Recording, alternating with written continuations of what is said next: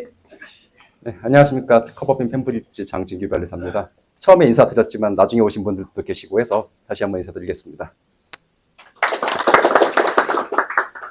이번에 TF 하면서 제가 맡았던 분야가 교육에 직접적으로 관련이 있지는 않았지만 저도 변리사 생활 18년 동안 하면서 보통 학생들보다는 이제 일반인들, 기업체 분들 대상, 그리고 일반인들 대상으로 좀 만나면서 느꼈던 바가 있어서 우리 만약에 지역에서 IP 교육을 하게 된다면 중앙정부에서 하는 것과는 이런 점이 좀 달랐으면 좋겠다라는 제 생각을 모아서 6장의 슬라이드에 한번 모아봤습니다. 기본적으로 우리가 각 지식재산권은 우리 어떤 소유권, 아파트 내 소유권처럼 본질은 사유재산권, 인텔렉츄얼 프로퍼티죠. 그래서 사실 공공 분야에서 내가 이 개인의 어떤 사적 재산을 어떻게 취득을 해라, 어떻게 사고 팔아라 라는 데 개입을 하는데 상당한 거리낌이 있을 수밖에 없습니다. 일각에서는 이런 문제가 있을 수 있으니까 공공에서 먼저 나서갖고 사전적으로 상표 등록을 미리 해주면 좋다, 이런 컨설팅을 해주면 좋다라고 하시기도 하지만 사실 이 사람 저 사람이 돈 꺼주고 빌려주고 집 세놓고 하는데 정부나 어떤 공공에서 개입할 수 있는 그 한계가 있는 것은 분명한 사실이라고 보고 있습니다.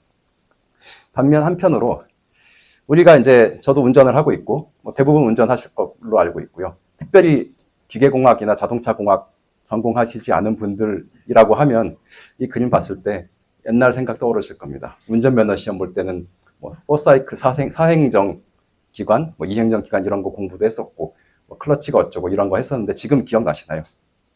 기억 하나도 나지 않습니다. 저도 그때는 좀 알았던 것 같은데 지금은 그런 거를 굳이 내가 알지 않아도 문제 생기면 보험사 전화 부를 줄 알면 되고 내가 이 기계가 어떻고 이 차량 특성이 어떻고를 아는 것보다는 이 정비사 누가 좋다더라, 어디 가면은 양심적으로 한다더라, 이거를 어떻게 잘 고를 수 있냐라는 요령을 잘 알면 된다고 생각을 하거든요.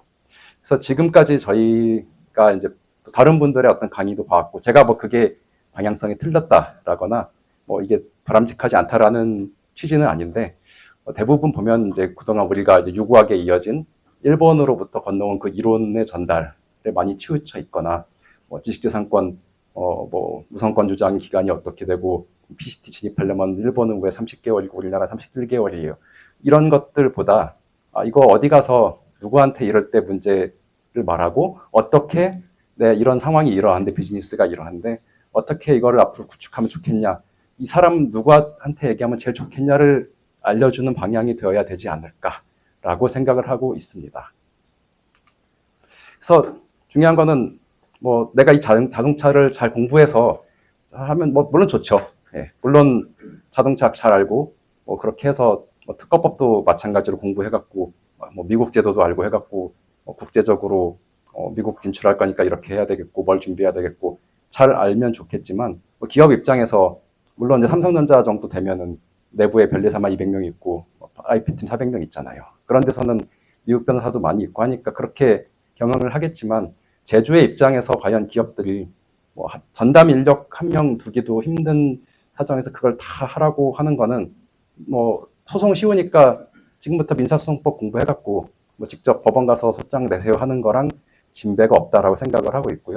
그래서 만약에 앞으로 학생들 또는 기업도 일반인 대상으로 교육을 한다고 했을 때 어떤 방향으로 돼야 될지에 대한 생각을 좀 많이 하게 되는데요. 기본적으로는 내가 이 정비사한테 내 차가 어떻게 문제가 있다라고 커뮤니케이션을 잘 하는 방법, 두 번째는 어떻게 하면 적절한 정비사를 찾을 수 있냐, 이런 부분에 초점을 좀 더 맞추어야 되지 않을까라고 생각을 하고 있습니다. 단적인 예로 제가 아는 사람하고 돈 문제가 생겼어요. 그래갖고 소송을 하든지 뭘 해야 되겠는데 김현장 가면 좋겠죠. 김현장 가면 좋겠지만 한 100만 원짜리 문제 생겨가지고 김현장 가서 상담받고 수임료 착수금 내는 거는 굉장히 좀 비효율적일 수밖에 없지 않습니까? 그래서 그런 부분들을 좀 지역 특성, 특히 중앙정부에서 하는 교육과는 좀 차이가 있어야 된다라고 생각을 하고 있고요. 중앙정부 대표적으로 발명진흥회에서 이제 하고 있는 작년 IP 캠퍼스 교육 1년간 연간 일정입니다. 대략 셌습니다. 너무 숫자에 정확하게 센 건 아니기 때문에 대략 센 거긴 한데 굳이 따져보면은 이제 법률에 대한 부분하고 뭐 IP 변리 업무 실무에 대한 부분의 비중이 뭐 개수 종류로도 한 74% 되고요. 그다음에 횟수로도 한 67% 됩니다.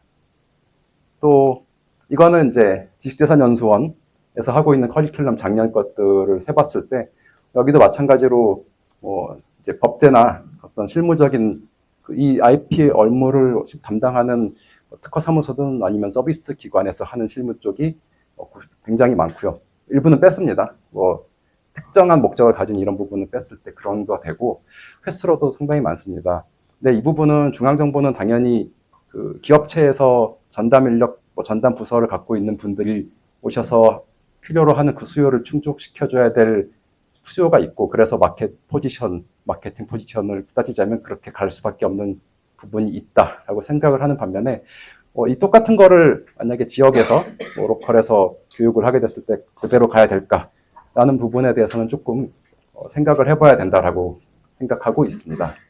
그래서 러프하게 나왔을 때, 뭐 정말 러프하게 나왔을 때 우리가 교육을 이란 서비스를 제공하는 기업의 입장이라고 했을 때는 제가 그냥 생각했을 때는 이 정도 세 종류 부류의 어떤 고객군이 있을 것 같다라고 나눴고 뭐 학생들은 이제 이미 잘하고 계셨고 또 조금 앞으로 이제 학문적인 부분이 있으니까 기초나 중급까지도 좀 이론적인 내용 나가도 괜찮다고 생각하고 앞으로 창업하거나 그럴 부분도 있기 때문에 발명 방법론, 아이디어 방법론 이런 쪽으로 좀 치중을 해도 괜찮다라고 생각을 하고 있는 반면에 기업들, 영세한 기업들 입장에서는 내가 이거 뭐 우선권 주장이 어쩌고 이런 거 배우는 것보다는 어떻게 하면은 변리사 잘 찾을 수 있나? 그 다음에 변리사가 됐든 아니면 특허사무소 인력이 됐든 써가까운 명세서에 대해서 이거 리뷰하는 법을 가르쳐주는 데가 잘 없더라고요. 네. 그래서 이런 요령 같은 거 가르쳐드리면 되게 좋아하십니다. 그래서 변리사 써온 것 중에 이거 이런 식으로 한번 리뷰해 보세요라고 하는 부분을 가르쳐 준다든가 어떻게 그게 이제 대리인 파트너십 구축에 관한 부분입니다. 그리고 명세서 리뷰 스킬 이런 것들을 가르쳐 주고 대신에 이론적인 부분은 좀 그 비중을 줄이고 이런 쪽에 강조를 하는 게 어떨까라는 생각을 하고 있고 기업이니까 좀 생각보다 특허 뭐 했다고 해서 그 끝이 아니라 뭐 법무랑도 뭐 섞이고 마케팅이나 인사 구매 쪽하고도 가끔 엮일 때가 있습니다. 삼성 다녔을 때 생각해 보면 우리 회사 특허를 라이센싱해서 가서 돈 주고 쓰겠다는데 구매팀에서 막은 적도 있어요. 특허 행사권 행사하지 말고 더 풀어갖고 그냥 경쟁을 시켜라. 그래서 아웃소싱 서플라이어들을 더 많이 만들어서 특허권을 행사를 하지 말아라 할 때도 있더라고요. 그러니까 이런 부분들을 좀 경영적인 측면까지 이렇게 해서 교육을 시키는 게 어떨까라는 생각이 들고 한편으로는 이제 일반인들 같은 경우는 좀 더 이제 소상공인까지 포섭을 하기 위해서 정말 제도 부분은 대부분 졸려하시잖아요. 그래서 생기초 딱 필요한 것만 하고 마찬가지로 변리사 어떻게 찾으세요? 뭐 이런 데 가지 마세요. 그리고 명세서 가져오면 이렇게 한번 보세요. 이쪽으로 하시는 게 좋지 않을까라고 생각을 하고 있고 이것은 이제 저의 이제 여기 계신 많은 분들께 드리고 싶은 저의 제안입니다. 뭐 광고 아니고 좋아요, 구독 안 하셔도 되는데 제가 유튜브 제 거 갖고 있어요. 근데 대부분 뭐 조회수 100개 전후 나오거든요. 이것만 한 1000회 정도 나왔어요. 그래서 이때 생각을 했습니다. 요즘에 이거 가지고 경고장이 한 2-3천 부 이상 날라갔나 봐요. 그리고 저 와서 아무도 댓글도 안 다는데 댓글도 한 10몇 개 있어요.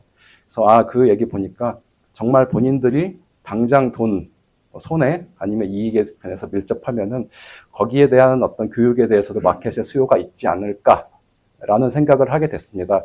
그래서 만약에 우리가 이제 내년에 올해죠. 선도대학이랑 이런 사업들을 하게 됐을 때 지역에서 어떤 마켓 수요가 있을지에 대한 고민을 한번 해보고 한다면 좀 더 성공하는데 그리고 마켓 수요가 적절할 때 성공할 때 아무래도 성과도 더 나올 것 같아서 그런 부분 생각을 해보시면 어떨까라고 말씀을 드리면서 제 발표를 마치도록 하겠습니다.